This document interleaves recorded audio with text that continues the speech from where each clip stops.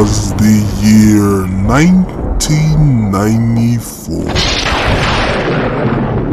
1994 saw the release of several animated shows and animated movies.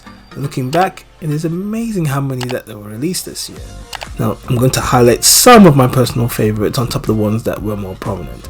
So, without any further ado, let's just jump straight into the action. The Lion King. Okay, yes, I know this is actually a movie and should be in the movie section, but I decided I'm just going to put it in the animated section, so there you go. Now, Disney was on a tremendous run in the 1990s with all the classic animated movies that were being released year after year. We had just had The Little Mermaid, Beauty and the Beast, and Aladdin. Now it was the turn of a bona fide cult classic, The Lion King. It tells the story of a young cub named Simba, who is destined to follow in his father Mufasa's footsteps as the king of the Pride Lands. Now, of course, there is a major obstacle that blocks Simba's path to becoming king, in the form of family with his evil uncle Scar. There is an epic cinematic fight between Scar and Simba, which is always amazing to watch. Scar is eventually overthrown, and Simba takes his rightful place as rightful king of the Pride Lands. There is no doubting what a phenomenal success The Lion King was, with its $968.5 million gross.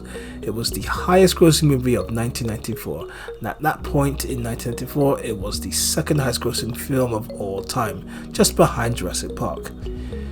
In addition, the movie's success paved the way for the 2019 live-action version of this film, which in itself went on to even greater financial success, becoming the highest-grossing animated film of all time at a whopping $1,663,075,401.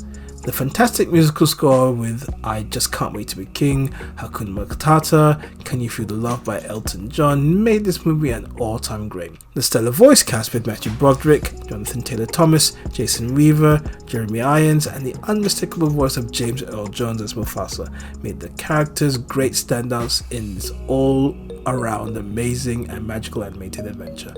One of the best of all time. Aladdin, The Return of Jafar. Aladdin Return of Jafar is the sequel to the 1992 animated masterpiece, and it was a direct-to-video release, so there was no theatrical showing in the cinemas. It served as the pilot to the animated show that was set to come later on this year. We'll get to that later. The title, as it says, sees the evil sorcerer/genie Jafar return to take his revenge on Aladdin. I was always skeptical that Jafar was gone for good, particularly as he didn't even die in the first movie, but he was sucked into the lamp after being tricked by Aladdin, so I was always wary about that. Here, his pet parrot Iago has dug them out of the desert, but Iago, fed up of Jafar, throws the lamp into a well with Jafar in tow. The lamp is later retrieved by an incompetent crook named Abbas Small, who Jafar manipulates into helping him get his revenge on Aladdin. Iago, in the meanwhile, has returned to Agrabah and looks to make amends for his past wrong deeds, and Aladdin accepts him after being initially skeptical. Jafar has snuck back into the palace and manipulates Iago into luring Aladdin and the Sultan into an ambush. All of Aladdin's friends, including a returning genie, have been captured.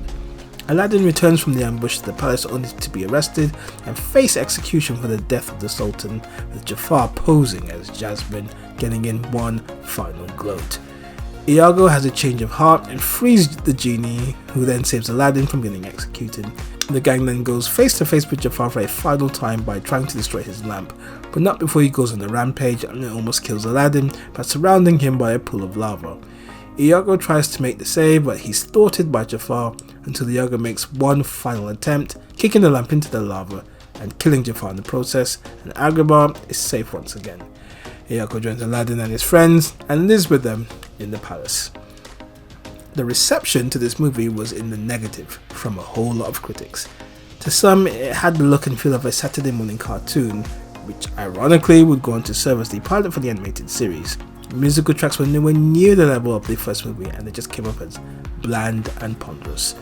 It was the intention of the producers at Disney to turn Aladdin into a TV series, with this serving as a backdoor pilot to exploring that world. I personally would have liked the ending of this to have somehow been the demise of Jafar in the first film. I think it would have made for a more dramatical ending to the first movie.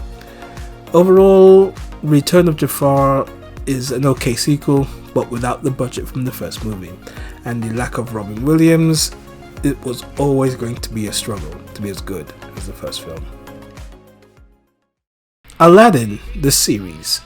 Now this show follows the events of the Return of Jafar. Aladdin and Jasmine are now engaged, which I surprisingly did not know, as I thought they were already married after the first film. And along with Genie, Abu, the Sultan and Iago, they embark on numerous adventures taking on all kinds of monsters, wizards, witches, sorcerers, and other various beings of power and magic. The show had a nice little run of 86 episodes over a 3-season arc, which started from February 6, 1994, running until November 25th, 1995. So the math is not quite adding up. But then there was a similar situation in the 80s when cartoons like the Transformers and He-Man were produced in bulk quantities over a short span of time. The series, from what I remember growing up, was fun and entertaining as a typical Disney show, feeling similar to other Disney shows like Chip 'n Dale's Rescue Rangers and DuckTales. Robin Williams is absent from his role as Genie and is replaced by Dan Castellaneta, famous for his role as Homer Simpson in The Simpsons, a show that was riding off the success of the first movie and was a decent outing for Aladdin & Co. Gargoyles. This show was one of the most fantastic animated shows of the 1990s, right up there with Batman the Animated Series for its excellent storytelling, gripping action, and brilliant voice acting.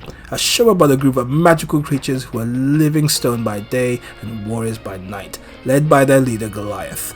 They awaken after being put into a magic spell which lasted over 1,000 years. They are saved by billionaire Xanatos. He prevents the gargoyles only to turn on them as soon as they become wise to his nefarious plans. On top of Xanatos, the gargoyles must deal with one of their own, as Demona, formerly of the clan, turns on Goliath as he does not wish to terminate humanity the way she does. There is an abundance of enemies the gargoyles have to deal with as they protect the city of Manhattan from ancient warriors, cyborgs, monsters, clones, and beings of magical powers. The show was a dark and gritty outing as compared to Disney's regular cartoon adventures. It is overall an excellent, gripping, and compelling animated show. Highlander the Animated Series. Now this show was a spin-off and sequel of the 1986 movie. It is set in the 27th century and the last descendant of the original Highlander, Connor MacLeod, goes to war against the evil dictator Cortan. This show follows the events of the meteorite collision that nearly wipes out all of civilization. Connor and the other immortals forswear the game of fighting each other until only one remains. Enter Cortan, who refuses to swear the oath and wishes to rule the world.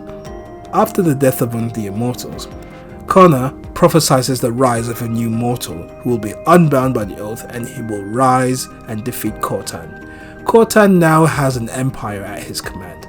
MacLeod must do battle and vanquish Cortan. Whoa, my brain is fried after all that talk. Now this was a show that I barely have any recollection of other than it was on Fox Kids here in the UK. I may have seen 1 or 2 episodes, but otherwise my memories are almost at a zero for this. It did however run for 2 seasons and lasted for a total of 40 episodes. Phantom 2040. The theme to this show has always stuck in my head. The series follows the adventures of the man who cannot die. This series is set in the year 2040, where Earth is struggling from the fallout of the early 21st century, with all the wars and environmental disasters having ravaged the planet. In the city of Metropia, which was formerly known as New York City, there is Maximum Inc., a robotics manufacturing company who have replaced human labor with robots and are illegally building an army of combat bots as its own plans for the future to create a shelter where only the most wealthy and elite humans will thrive. The only hope for survival is the Ghost Jungle, a secret source of life beneath Metropia. It is guarded by Kit Walker Jr., who dons the mask and purple suit to become the Phantom. The role of the Phantom has been passed down from generation to generation since the 16th century, with the world believing that there has only ever been one Phantom, which in turn gives him the moniker of the man who cannot die, the ghost that walks. Now, I did remember watching a handful of episodes as a kid, and it was all about the action and the cool looking costume. The show lasted only 35 episodes, running from September the 18th in 1994 up until March 3rd, 1996. It had a host of famous names with its voice casting, including Lois Lane actress, the late Margot Kidder, Leia Remini of Kings and Queens, Ron Perlman, and Luke Skywalker / the Joker, Mark Hamill.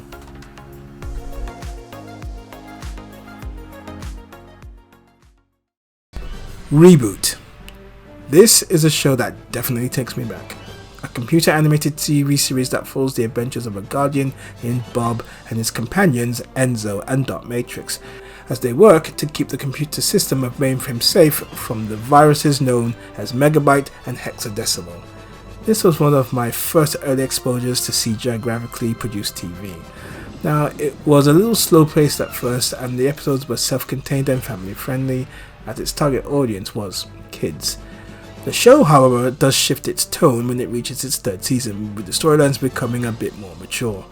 The show ran for 48 episodes over 4 seasons. Now, admittedly, it is a show that I would dip in and out of, so never really followed it, but I did see young Enzo becoming older and he became the show's main protagonist. The show's success led to a video game produced by Electronic Arts, released on the Sony PlayStation, which garnered decent reviews. Whilst I wasn't an avid follower of the show, it definitely left a big impression with its impressive animated style.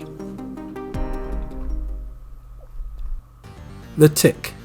The Tick follows the adventures of a superhero who underwent the tryouts at the National Super Institute in Reno, Nevada, where superheroes who passed will be assigned to the best cities to protect it from crime.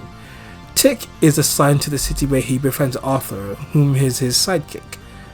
With the aid of other superheroes, the Tick and Arthur protect the city from bad guys like Chairface, Chippendale, Breadmaster, El Cid, and the Terror, and all the others who would harm it.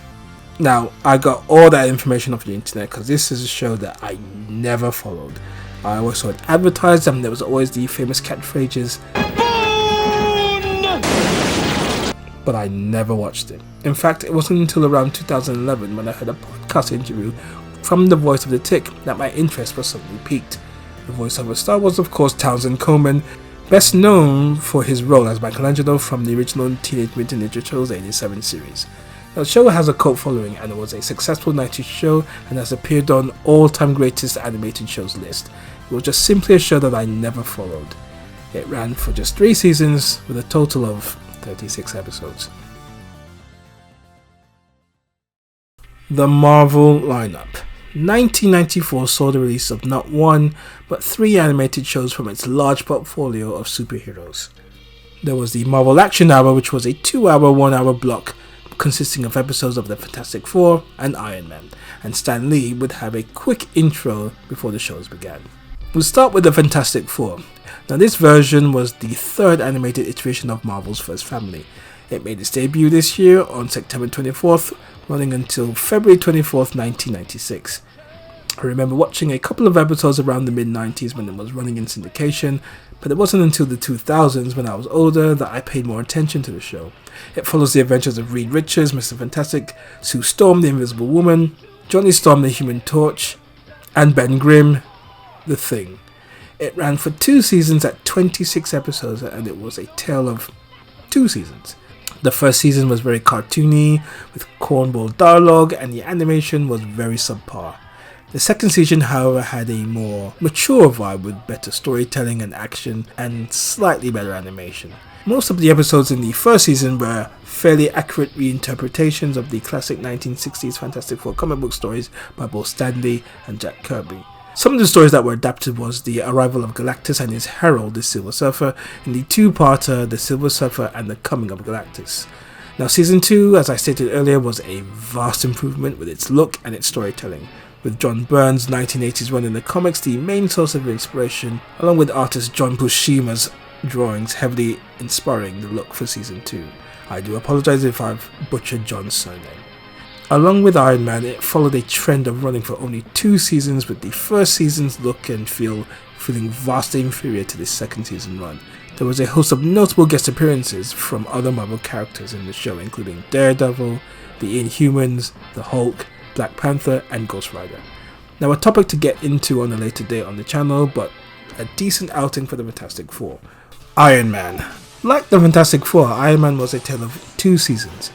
Now, its first season was mostly self-contained episodes which had a Saturday morning kid-like vibe with subpar animation and over-the-top cartoon voice acting. The second season had better animation, better stories, and arcs with a much darker vibe as compared to season 1. The first season was mostly original stories and no comic book adaptations. However, in the comic books, Iron Man did leave the Avengers and form his own group Force Works, which was adapted for this first season. In season 2, the show focused more on Iron Man himself, with Force Works being written out of the show in the first episode and War Machine Rhodey hanging up his armor after he develops a phobia. There are ongoing story arcs unlike the first season, which make the stories a bit more engaging. I have done a feature on Iron Man, so if you want to go check that out, please do. Iron Man does cross over with another Marvel figure in the show, the Hulk, appearing in the episode Hulkbuster. Iron Man does return the favour, and he appears in an episode of the first season of The Incredible Hulk. The late great James Avery appeared in season 1 of the show, voicing War Machine Rhodey. Due to poor ratings, the show was cancelled after 2 seasons after a run of just 26 episodes. In the grand scheme of Marvel animated shows, both this show and the Fantastic Four are not in the upper echelon of great Marvel shows. Personally, both second seasons of these shows were marked improvements, and had they continued, I think the shows may have gotten better. Overall, the Marvel Action era was a product of its time. The shows don't hold up as well, but they can be a great trip down memory lane sometimes. Spider-Man. Ending the trio of Marvel shows released this year is the one and only Spider-Man, starring in one of his more memorable animated runs. Spider-Man the Animated Series was released on November 19th of this year, running all the way until January 31st, 1998, for 65 episodes over 5 seasons. It followed the adventures of Peter Parker, a college student at Empire State University who struggles to balance his responsibilities as Spider-Man, fighting crime and handling his personal life, which includes looking after his Aunt May, dealing with Felicia Hardy and Mary Jane Watson, the 2 women in his life, maintaining his friendship with Harry Osborn, and working as a freelancer at the Daily Bugle for loudmouth publisher J. Jonah Jameson. The entire run was an excellent adaptation of several comic book story arcs. There was an impressive array of characters in Spider-Man's Rogue Gallery, quite possibly one of the best rogue galleries in superhero history. The show also took time to build up these characters so they weren't just your regular run-of-the-mill villains. It was also a great hub for other Marvel characters to make their appearances, of which there were several. Now, I have already done a feature on Spider-Man, so that's another one for you to go check out.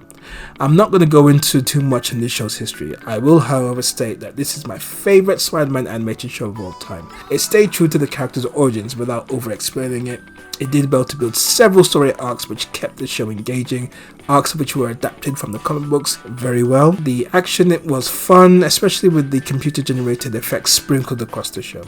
It had also a great voice cast with Christopher Daniel Barnes as Spider-Man, doing well to depict the character's struggles, adding to the great legacy of one of the greatest superheroes of all time.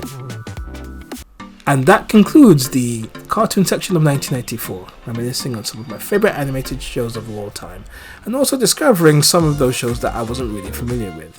It's not over yet, so stay tuned, and I will see you on the next video. It was the year 1994.